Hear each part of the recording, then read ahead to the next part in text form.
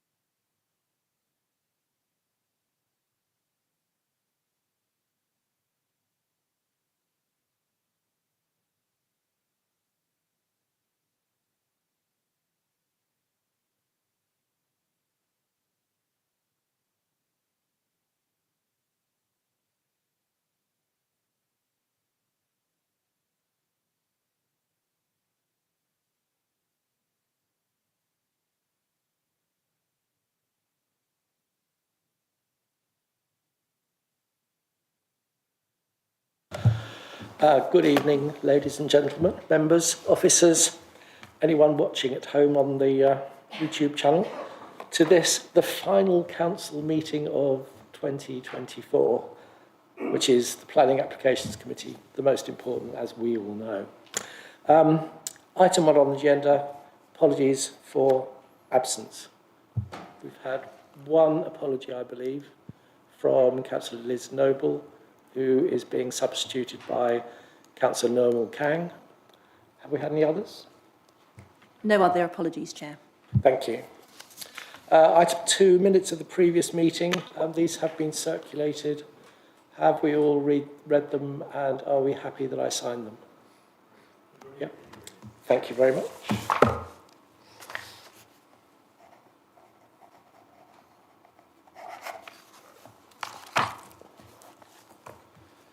Thanks.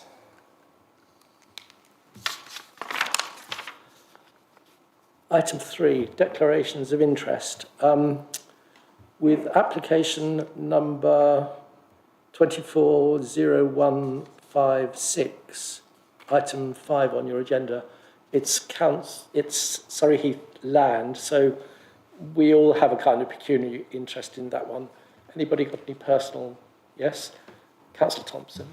Very loud. Non-pecuniary interest in the fact that I've had multiple discussions over recent months with the Lightwater Playing Fields trustees about their proposed plans. I've also had some conversations with officers, just keeping an eye on the progression of this one. So the only other thing to say is I'm also a very keen player of the sport of paddle and an advocate for its growth, but will commit to no predetermination on the individual application before us. Thank you. Anyone else? No? All right. Thank you, members. Moving on. Item 4, application number TWA 240284. I believe this is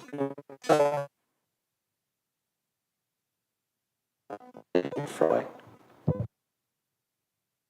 Can you all hear me loud and clear? Is that a nod? Do I see nods? I think I do. All right, thank you. Okay, if I can have the first slide, please. Thank you.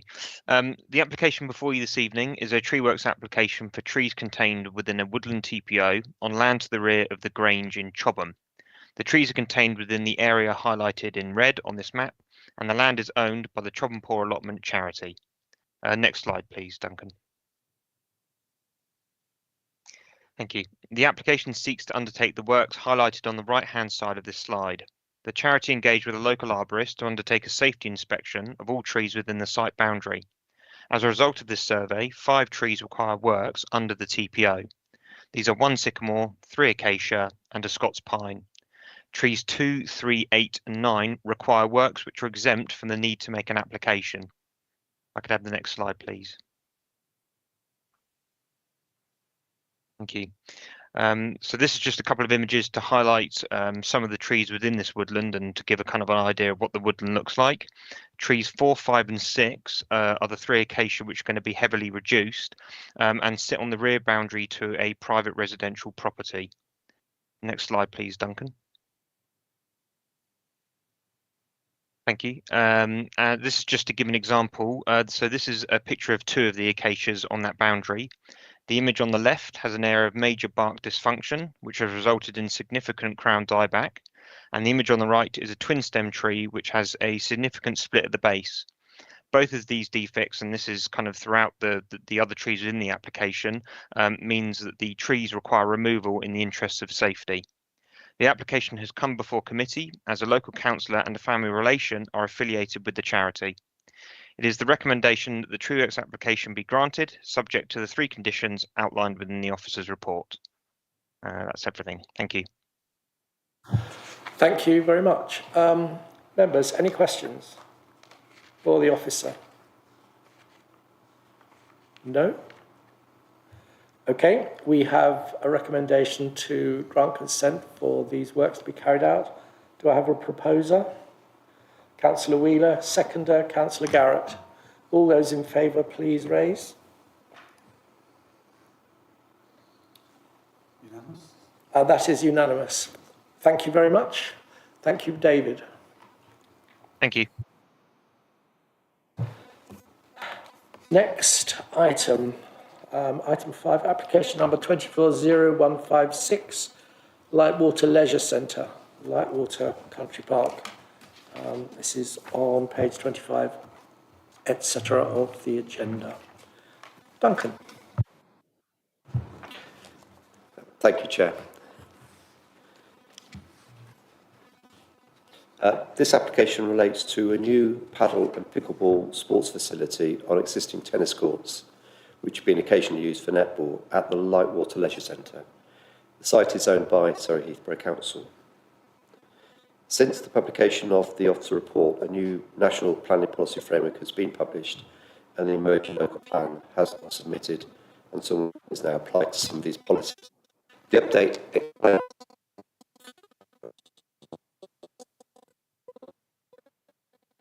I'll talk you through the plans and the photos.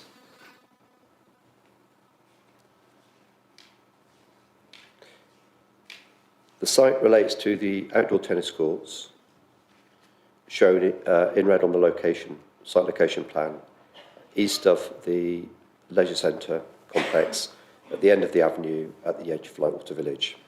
The site is located within a defined countryside. In the aerial photo, the main leisure centre building has the silver roof. There we go. It's there, with the main car park provided to the immediate east and an overflow car park located to the south. There is woodland around the site with SSI and SPA designated land to the south and SNCI designated land to the north and east of the tennis courts. The access to the site is from the avenue to the east. The Lightwater Country Park includes its cafe, car park in this location between the application site and the settlement.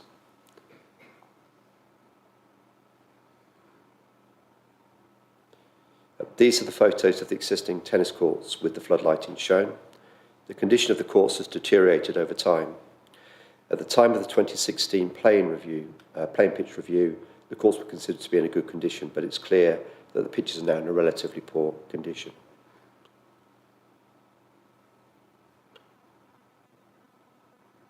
This is the main leisure centre and its main car park on the left, with the access to the avenue shown on the right. 126 parking spaces are provided for the leisure.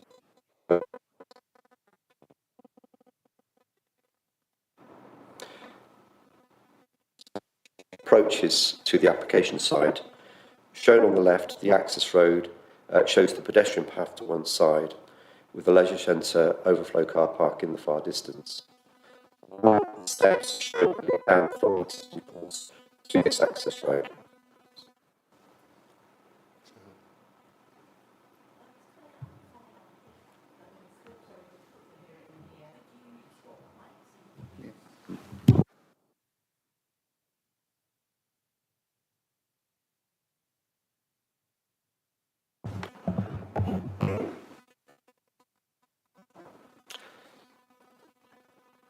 Right, I'll see how this works. Does it sound okay?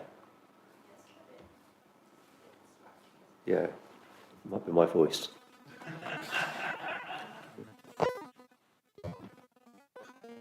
Go on, sometimes it can cancel To the put it sound closer, out. yeah? Yeah. Is that better? Yeah, talk a little bit more. Yeah, sure. I'll keep going and see how we go, yeah. These are typical images of paddle on the left and pickleball courts on the right.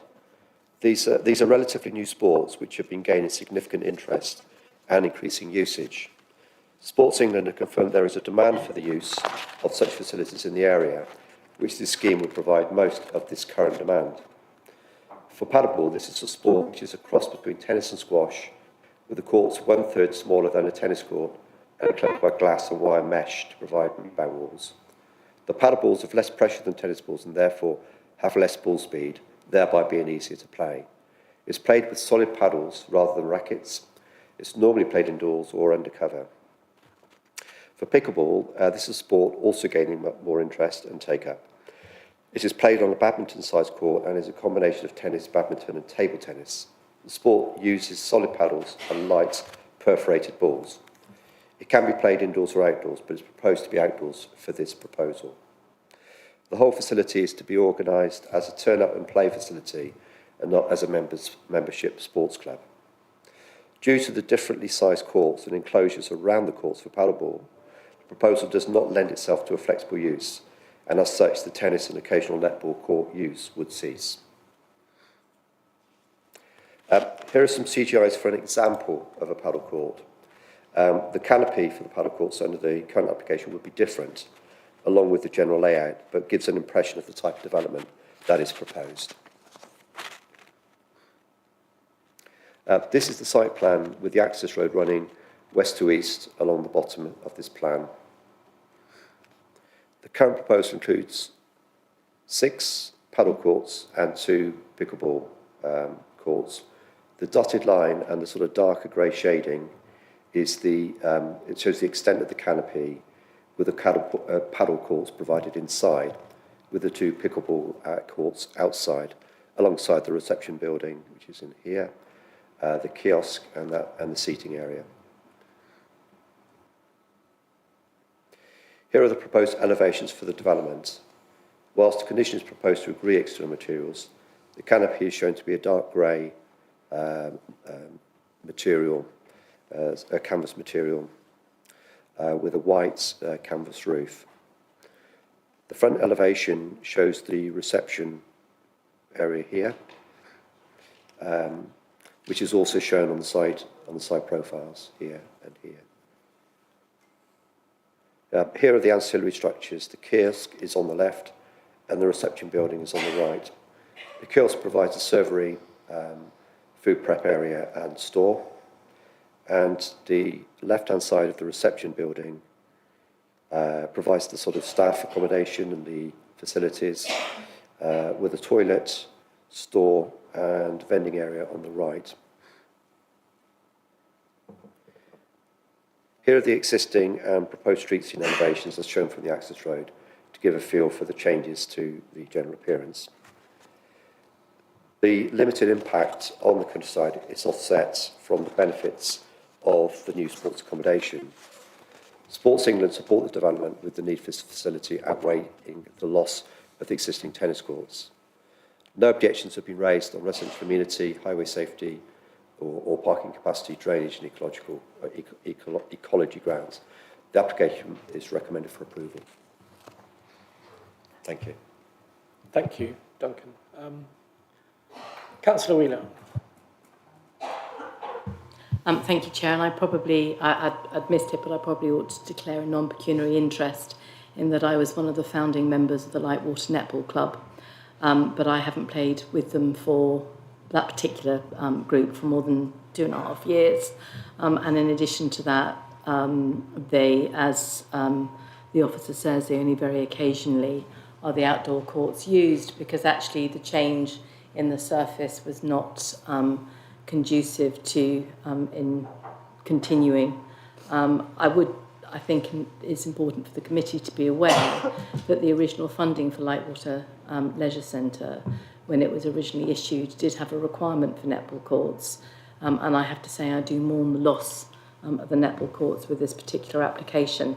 My main point relates to the condition which is suggested around the lighting plan coming back.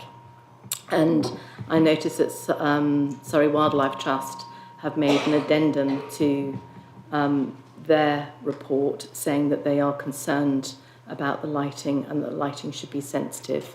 And I would be keen for that condition to be strengthened to say that it is a sensitive lighting scheme subject to the approval of Natural England and the local planning authority, because I think it's important that we keep them looped into this.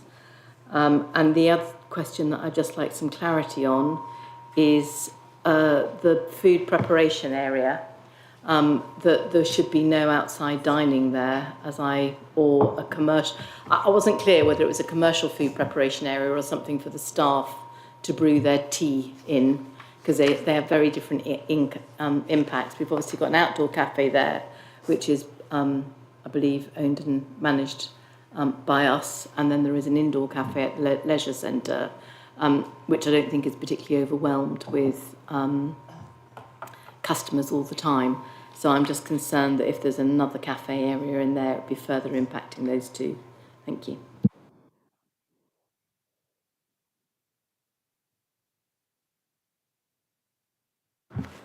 I've put up the site plan again just to show you the detail.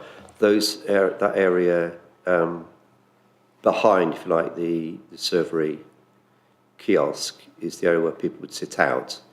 And I'm presuming on that basis that would be able to take food if they wanted to, whether it's their own food they bring in or food they get from the kiosk or the vending machines. It appears quite small scale in terms of that, but there doesn't seem to be a conflict with the people that would be coming to here. It is an ancillary function to the wider use of the paddleball, paddleball and pickleball courts.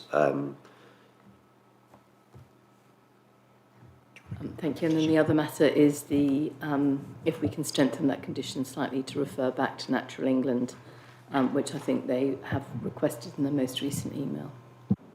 I think in terms of that condition, that can be strengthened, Councillor Wheeler, and be added to the condition as well. That's great. Can I just clarify? Do you mean Surrey Wildlife Trust? Because it was Surrey Wildlife Trust who raised it. Surrey Wildlife Trust, sorry. Thank you. Interchangeable in my head. Because it's proximity to the SBA, Natural England are taking the lead on so it would go to Natural England.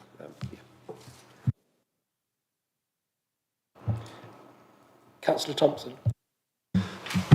I'm not. Does it actually mention food and drink in the application? I missed that if it does, because I would expect that kiosk would primarily be there for the supply of rackets and balls and maybe some merch. And if it's anything like the paddle club that I visit, it's used primarily for that reason. And they're often used. They often look like small shipping containers. That's how they generally work.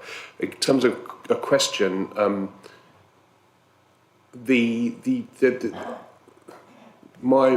my experience tells me that this will be a very well used facility, and probably almost at capacity during peak hours, which is 30-40 people potentially additionally in the park at any one time, parking in the leisure centre car park and the overflow car park. Is there going to be a pedestrian walkway to take you from the paddle and pickleball centre directly to the car park, or will they have to walk along the road? It's got to be grass, isn't it? I'll come back to the points that Councillor, that you raised at the start of that. In that, if I show you this slide, I think the store here is more likely, because it links straight into the food area for the kiosk, to support that use. The store for the paddle facility is in this location in the reception building. So the reception building is the bigger building here on the site plan, and the kiosk is the smaller structure here. And I bring your attention to condition 10, which limits the use of the kiosk and other facilities to be ancillary to that use, that main use. In terms of, we have put on the updates an additional condition about the pedestrian management plan. This is to provide that safe pedestrian access between the development and the leisure centre car park. We note that there is that footpath down the side, but it finishes before you get to the car park. So that's part of the requirements, is to set that out. It's termed a Grampian condition, where it's outside the red line side but under the control of either the applicant or, as this case, it's our land as the council. So we put that in place as a safeguard for that purpose. Councillor Wilson. Thank you. Yeah, just a small question about the update supplement. It says that there will be a loss of one ash tree, but looking at your slide that had proposed in existing elevations, looked like all the trees were on both of them. Just, do you know where that tree would be lost from? Thank you.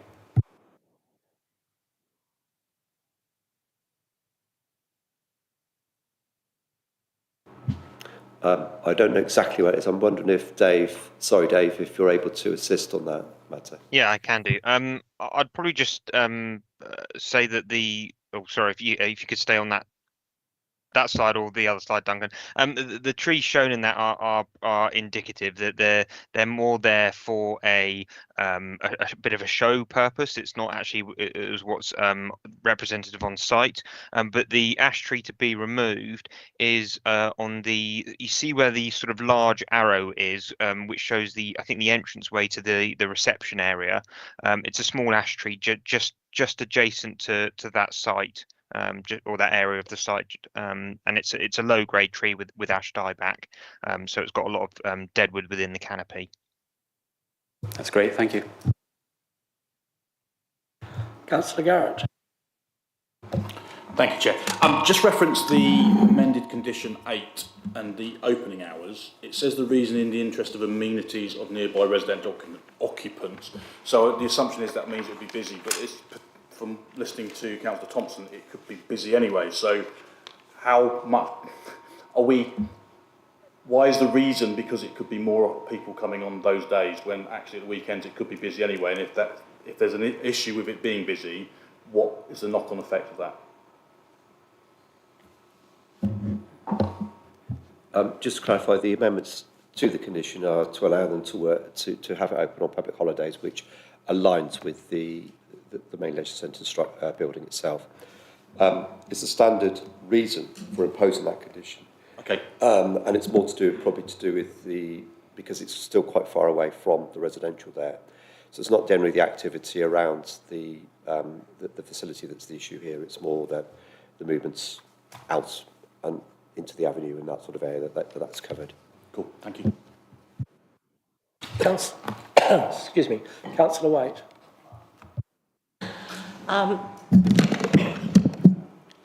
Timing was going to be the same question from me as well, but so the tennis courts are going completely, so there'll be no tennis facility in Lightwater.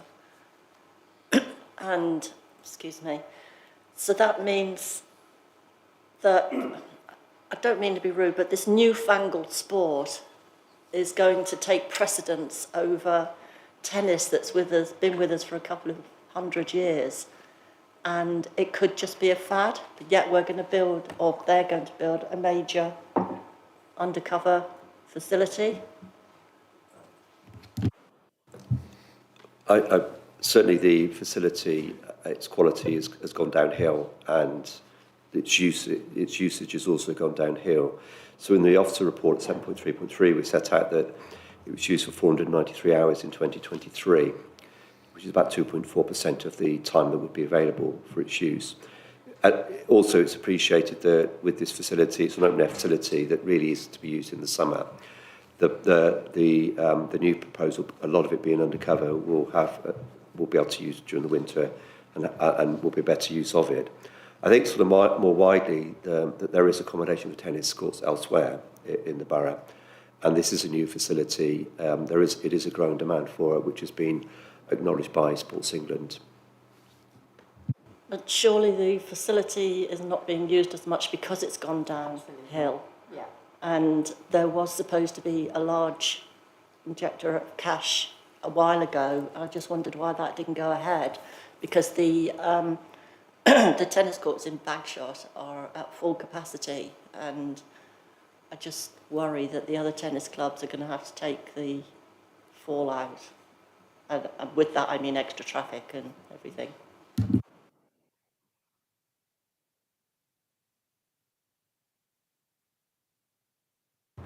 I mean, in terms of funding, that's not something that is in front of the committee in terms of whether the funding has been used or not for it. We've got to deal with the application as it is in now. But there is available tennis courts elsewhere in the borough. There's no deficit there that's been realised, and this facility is a new facility for the borough for a growing new sport. Councillor Quinn. Thank you to Councillor Garrett for drawing my my attention to condition 8.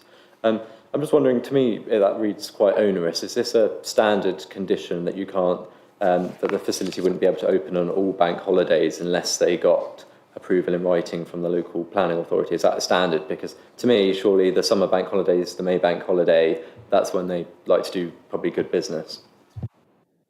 The amended condition takes out that, so they can use it on public holidays. Great, thank So you. that's the Great. difference. Yep, Right. yep, okay.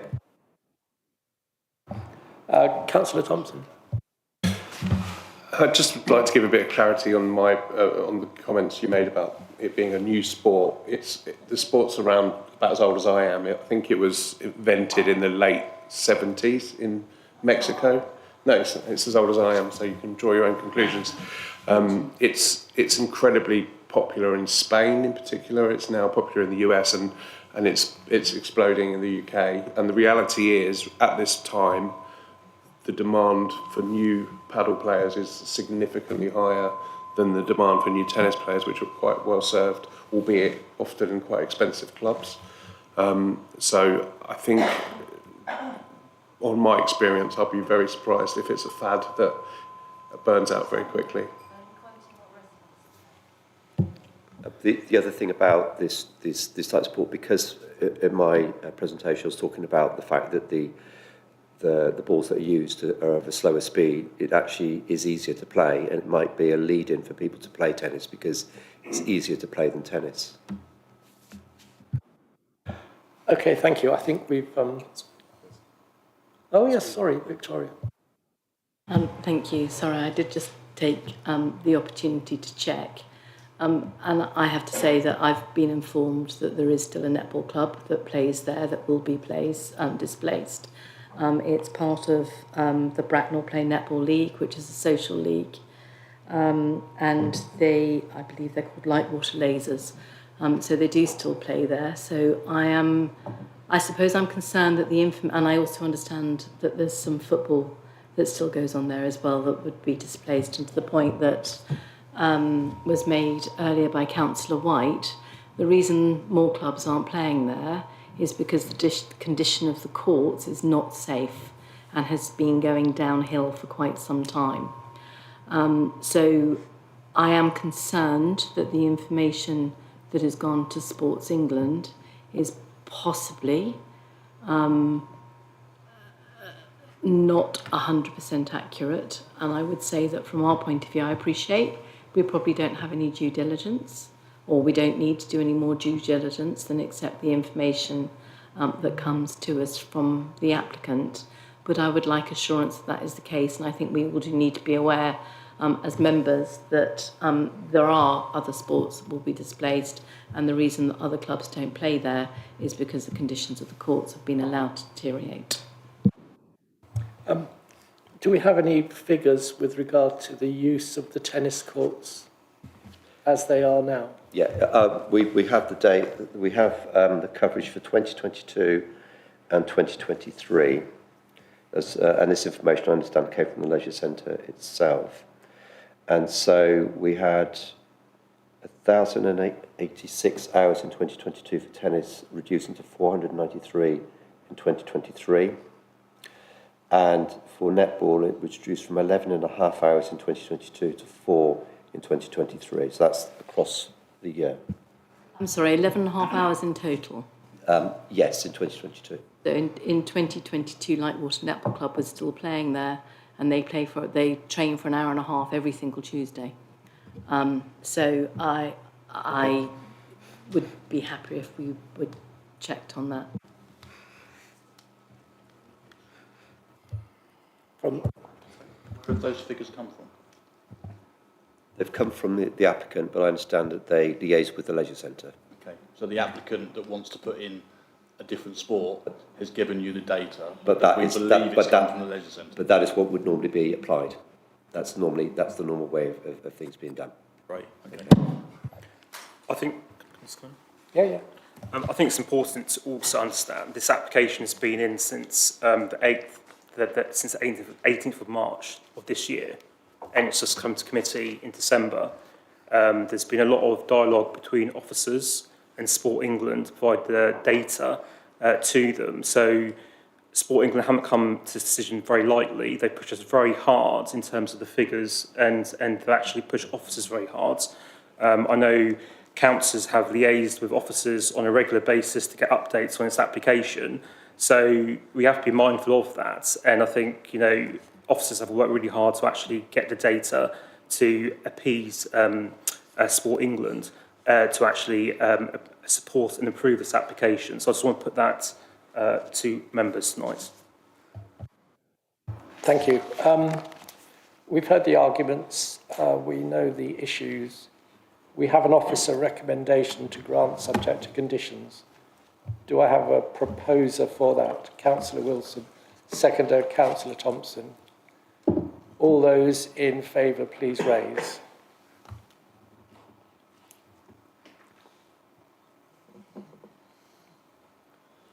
I'll have to call out the names then, Chair.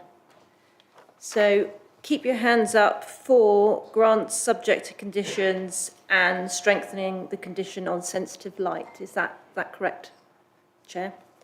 So I'll say your name if you put your hand down when I say your name. So this is 4. So we've got Councillor Cliff Betton, Councillor Sean Garrett, Councillor Mary Glowett, Councillor David O'Mahony, Councillor Nirmal Kang, Councillor Jonathan Quinn, Councillor Kevin Thompson, Councillor David Whitcroft, and Councillor Richard Wilson. Now, all those against. Councillor Victoria Wheeler and Councillor Valerie White. Motion's carried 9-2. Thank you.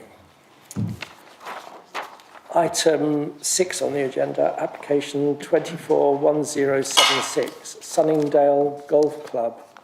Again.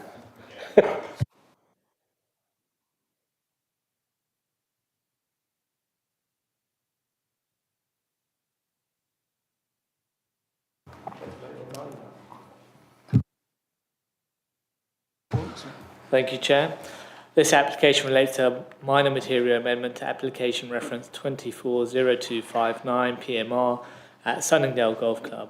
This application proposes a variation to condition 2 planned drawings to make amendments to the staff car park, fuel and wash bay area, pedestrian access to the building, emergency access, alterations to the openings and internal alterations together with the additional PV panels.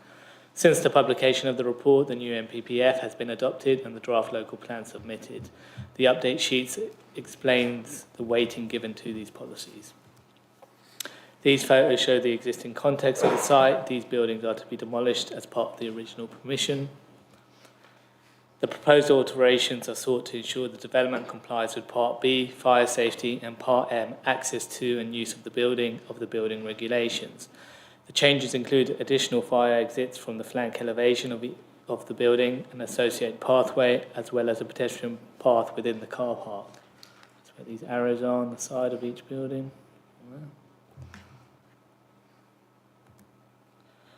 Internal layout changes are proposed in response to the access arrangements and additional solar panels to the roof of the building.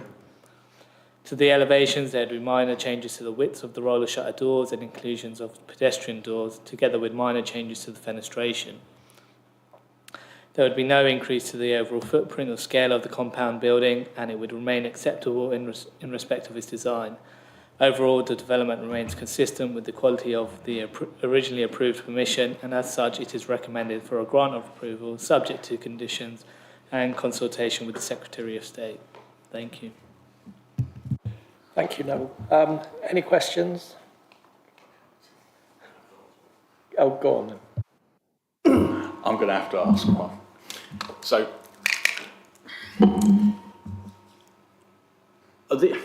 these changes, this is the third time it's come, okay? It's not getting any bigger, okay, I'm guessing. It's not, from what you're saying, it's not getting any taller. It's just they're minor changes every time, okay? And every time it's got to come back to you, you've got to spend more time on it, and it's got to go back to the Secretary of State, and did you say this started back in 2019? Yeah, the original application. Is there nothing we can do to try and make sure that the planning application comes in the first place, and actually you haven't got to spend all your time on this for the third attempt? Because, I mean, I've sat here and listened to it 3 times. I'm sure your speech gets shorter every time. But I'm sure there's other things you could be doing, and it does seem like a waste of time that it keeps coming back. And I'm only saying this because that's how I feel. I think in terms of the previous time it came back, it was, there was changes with the availability of materials, and there was fire safety issues, so it felt like a reasonable reason to come in again. And now, I guess when a planning application comes in, they don't always know the minute details in terms of how it's going to work as a structure, and the actual build of it. So I think they're getting further along in the process. They pick up on these minor points, such as with the fire safety reasons and the access arrangements. And unfortunately, they do have to come back for permission. Just to ask an obvious question, does it need to come back to us every time? As it's a new permission and it's a variation condition, essentially, yeah, we do. That's the short answer. Okay, thank you. No more questions? Well, yeah, we could have a site visit when there's a tournament on. We have an officer recommendation to approve. Obviously, all those wishing to propose, please raise your hand. Councillor Whitcroft, seconded Councillor Thompson. All those in favour, please raise. Unanimous. Thank you, ladies and gentlemen. That concludes today's business. That includes the council's business for this year. Look forward to seeing you all after a happy Christmas and a merry new year. Thank you. Well, as I've said goodbye, you can say what you like, Victoria.